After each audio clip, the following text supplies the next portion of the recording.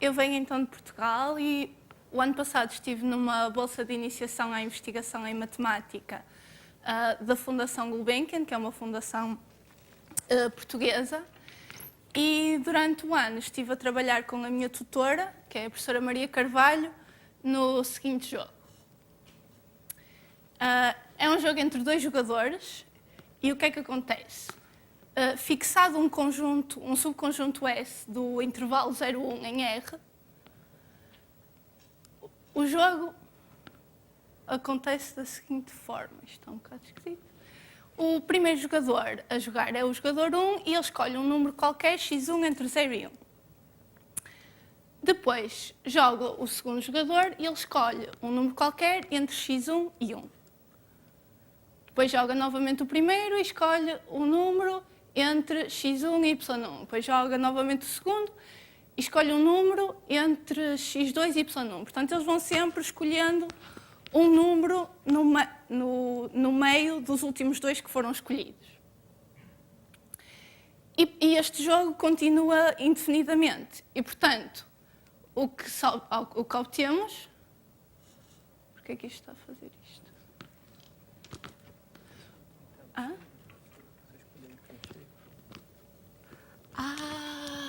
Isto não funciona.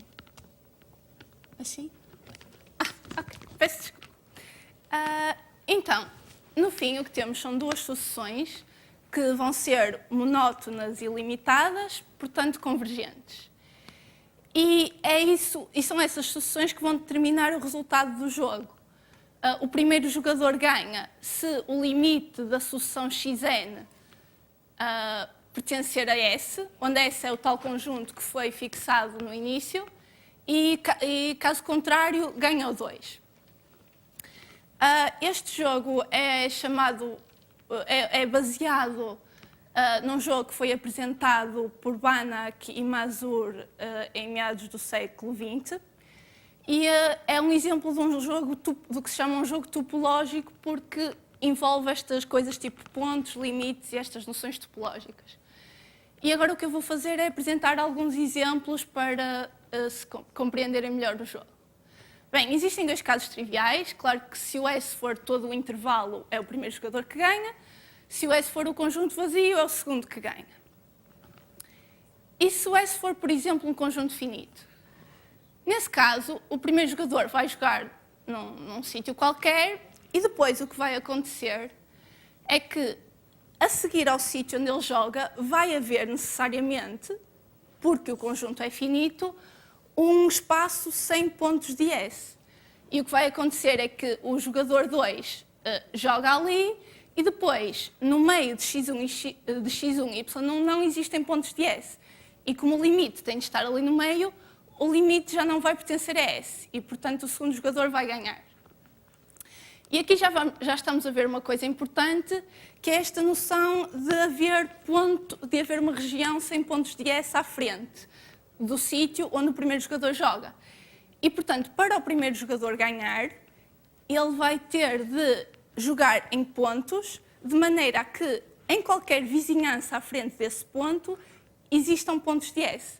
Isso é o que se chama, pelo menos em Portugal, um ponto de acumulação do conjunto S, acumulação pela direita. E isso já nos vai ajudar, por exemplo, neste conjunto S, já é um conjunto infinito, que só tem um ponto de acumulação, que é o 1/2, e o primeiro jogador, no início, joga no 1/2, pelo menos se não quer perder logo. Mas na jogada a seguir vai ter de avançar e, portanto, vai ter de escolher um ponto que não é de acumulação e perde. Portanto, neste caso, o segundo jogador também ganha. Pronto, e eram estes os exemplos. Espero que tenham ganho uma melhor noção de como é que o jogo funciona. E agora vou apresentar o problema em que estive a trabalhar. E o problema é o problema que é natural considerar quando se está a estudar um jogo, que é, para cada S, se existe ou não uma estratégia vencedora e para qual dos jogadores. Pronto, e uma estratégia vencedora, acho que toda a gente tem a ideia, no fundo é uma regra que diz ao jogador o que há de fazer de maneira a que ele ganhe. E isto não importa o que o segundo jogador faça. E claro que não é assim que acontece na investigação, mas eu já vos vou dar a resposta agora. E a resposta está neste teorema. O primeiro jogador tem uma estratégia vencedora se e só se o S contém um conjunto perfeito. Onde um conjunto perfeito é um conjunto não vazio, que é fechado e sem pontos isolados. Ou, equivalentemente, é um conjunto que é igual ao conjunto dos seus pontos de acumulação. E 2, tem uma estratégia vencedora se e só se S é numerável. Há aqui uma parte que é bastante fácil, que são as condições suficientes. Isto é, se S contém um conjunto perfeito, tem uma estratégia, se S é numerável, o segundo jogador tem uma estratégia. E essa parte, pronto, eu consegui provar sozinha, na altura, quando me foi apresentado o jogo. Mas depois disso, ficava a questão se estas condições também eram necessárias, se não. E eu e a minha tutora tentámos trabalhar nisso, tentámos encontrar condições necessárias, trabalhar com o conjunto dos pontos de acumulação, analisar exemplos que não fossem nem numeráveis, nem contivessem um conjunto perfeito, mas não estávamos a conseguir avançar. Então, quando eu estava a pesquisar, eu descobri um artigo de 1970 que já resolvia este jogo. E então, a partir daí, pronto, a minha professora esteve a lê-lo, reescreveu as provas, eu estive a ler e fiz também alguns ajustes. E o que eu vos vou mostrar agora é a prova deste teorema, já direitinha depois de tudo isto. Pronto, e vou começar então pela parte mais fácil. Vamos supor que o S é numerável. Se o S é numerável, então nós podemos dispor os elementos de S numa sucessão, S0, S1, S2, etc. E para ganhar, o que é que o 2 vai fazer? O 2 vai sempre escolher um YN de maneira a que o Sn não está entre Xn e Yn. Isto porque nós sabemos que o limite da sucessão tem de estar ali no meio. Portanto, como o Sn não está lá, o limite tem de ser diferente do Sn. E isto para qualquer n. Portanto, concluímos que o limite não vai estar em S. E já agora, uma observação interessante. Isto aqui dá uma prova da não numerabilidade do intervalo 0,1, não é? Porque no intervalo 0,1 o primeiro jogador ganha. É uma prova alternativa àquela demonstração da diagonal de Cantor. Ok, então, agora a segunda prova. Vamos supor que o conjunto S contém um perfeito P e vamos considerar aquele conjunto ali, que no fundo são todos os pontos de P que são acumulados à direita por pontos de P. E este conjunto T tem as seguintes propriedades. É não vazio e qualquer ponto de T é acumulado pela direita por pontos de T. Isto não é difícil de mostrar, mas é um bocado técnico e por isso eu não vou fazer aqui. Mas sabendo estas coisas, a estratégia para 1 fica bastante simples. A única coisa que o 1 tem de fazer é jogar dentro de T. Isto porquê? Ele primeiro ele pode fazê-lo, porque é o primeiro a jogar, pode escolher começar a jogar em T, e depois, por causa daquela propriedade B, ele tem sempre algum sítio para onde ir, mesmo que o segundo jogador tente apertar ali o cerco. E depois, se ele fizer isso, a sucessão dele vai estar contida em P, vai estar contida em T, e, portanto, vai estar contida em P. E como P é fechado, o limite da sucessão também está em P. E, portanto, está em S. E assim, concluímos que o primeiro jogador tem estratégia vencedora. Okay. E agora a segunda parte. Este é o artigo, o tal artigo que eu encontrei, de 1970, onde está resolvido este jogo. E porquê é que esta segunda parte é mais difícil? É mais difícil porque a única coisa que nós temos aqui é que existe uma estratégia e, a partir disso, vamos ter de alguma forma, mostrar as propriedades de uns conjuntos, ou que existem uns conjuntos com aquelas propriedades. E isso vai implicar algumas construções relativamente sofisticadas. Então, vamos começar pela ideia. Pela primeira implicação. Vamos supor que o primeiro jogador tem uma estratégia vencedora. E vamos considerar este conjunto L1. que é o quê? É o conjunto dos limites da sucessão xn para todos os jogos onde um segue a sua estratégia vencedora. E como um segue a sua estratégia, um ganha. Ou seja, esses limites estão em S. Portanto, o L1 está contido em S. E agora o que vamos fazer é vamos construir um conjunto perfeito P dentro de L1.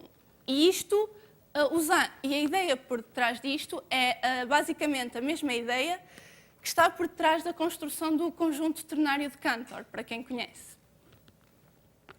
Então vamos ver. Pronto, consideramos aqui este conjunto, que eu chamei lambda vazio, onde aquele x1 é a primeira jogada do primeiro jogador que é determinada pela sua estratégia.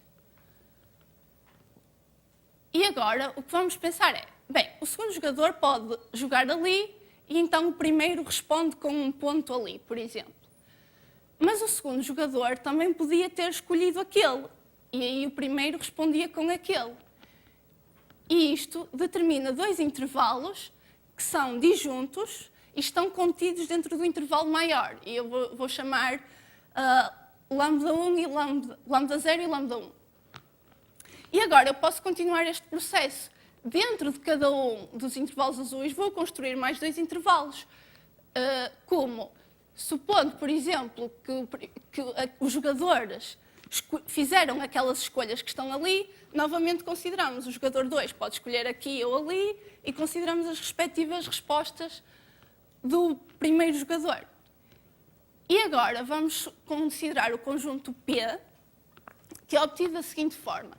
É o intervalo vermelho interceptado com a reunião dos intervalos azuis, interceptado com a reunião dos intervalos amarelos e assim sucessivamente. Pronto, isto estão a ver que é muito parecido com aquela noção de retirar o intervalo do meio quando se constrói o conjunto de Cantor. Pronto, e portanto este P é perfeito, isto é um teorema conhecido uma coisa conhecida de topologia. E agora a única coisa que falta mostrar é que o P está contido no L1. E ele está porquê? Porque um ponto P pertencer a P significa que ele está na interseção de uma sucessão de intervalos encaixados que ficam cada vez mais pequenos. E como nós fizemos a construção de maneira a que o comprimento dos intervalos fosse para zero, essa interseção vai ser um ponto e vai ser exatamente o ponto P. Portanto, aquele ponto P vai ser o limite dos extremos esquerdos dos intervalos. Mas isso não é mais do que a sucessão de jogadas do primeiro jogador. E, portanto, aquele P vai ser o limite de xn e, por definição, vai estar em L1.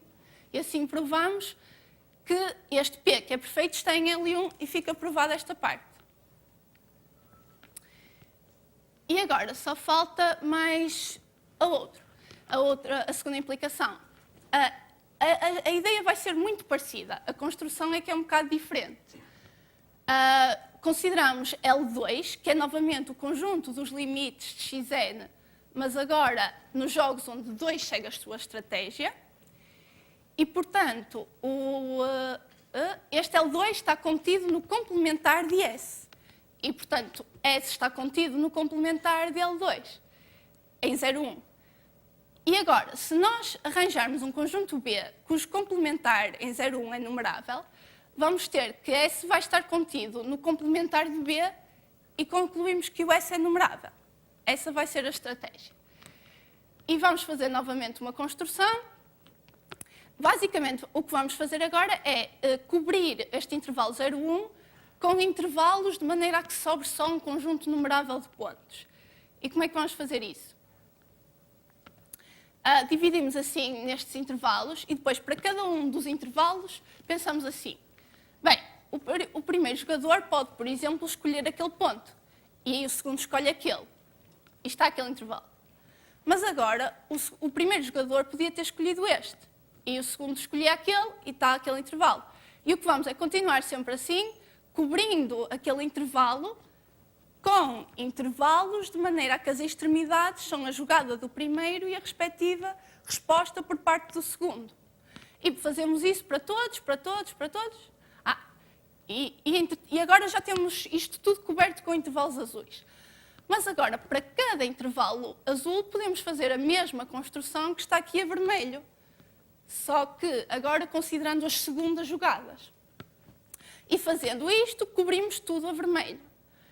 Então, o que vamos obter é que, para cada n, vamos ter uma família de intervalos que cobrem o intervalo 0,1 a menos de um conjunto numerável de pontos. E vamos considerar agora o conjunto B, que é o quê? É a reunião de todos os intervalos azuis, intersetada com a reunião de todos os intervalos vermelhos, intersetada com a reunião de todos os intervalos amarelos, e assim sucessivamente. E como todos os complementares destas famílias de conjuntos eram numeráveis, o complementar de B continua a ser numerável. E já temos o conjunto numerável. Agora basta mostrar que ele está em L2. Mas ele está em L2 exatamente pela mesma razão que há bocado o P estava em L1.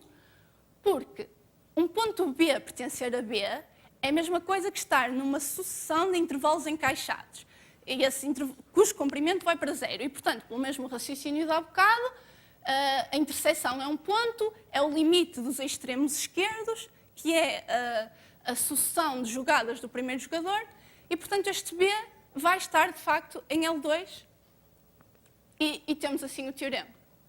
Portanto, isto conclui a demonstração, e, portanto, resumindo, aqui está a caracterização completa do jogo. Se S contém um conjunto perfeito, 1 tem uma estratégia vencedora. Se S é numerável, 2 tem uma estratégia vencedora. E se S é um conjunto não numerável e que não contém nenhum perfeito, esses conjuntos existem, apesar de serem muito esquisitos, mas existem porque podem ser construídos pelo axioma da escolha. O jogo é não determinado, isto é, nenhum dos jogadores tem uma estratégia. E reparem, isto é um bocado estranho, porque nós temos aqui um jogo em que um dos jogadores vai ganhar de certeza, mas nenhum deles sabe como ganhar. O que vai um bocado contra a nossa intuição, mas isto tem a ver, o jogo é infinito e é um jogo essencialmente topológico e nós estamos habituados a jogos finitos, não é? Portanto, não podemos aplicar a intuição tanto aqui. Pronto, e só para concluir,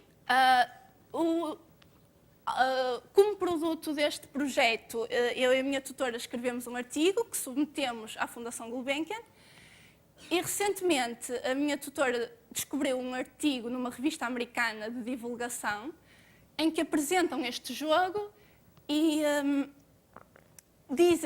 resolvem a parte fácil, mas o autor diz que não conhece o resultado da outra parte. E a minha tutora escreveu para lá perguntar se eles estão interessados em publicar o nosso artigo e estamos à espera da resposta. Pronto, e é isso. Obrigada.